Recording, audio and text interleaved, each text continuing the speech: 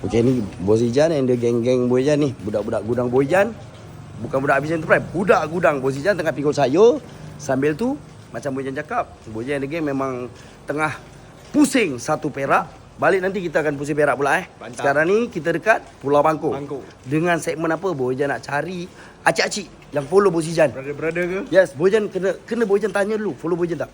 Dapati follow Bos Ijan. Baru tanya soalan yang seterusnya. Apa Yes. itu? Hijau ke purple? Purple, ya. Hijau ke purple? Apa dia hijau ke purple? Ni. No. Hijau ke purple? Alamak. Yes, ini spend semua macam biasa, macam Bos Ijan cakap. Bila Bos Ijan pergi satu tempat, Bos Ijan akan sesuatu untuk acik-acik. Habis biasa duduk gudang je kan?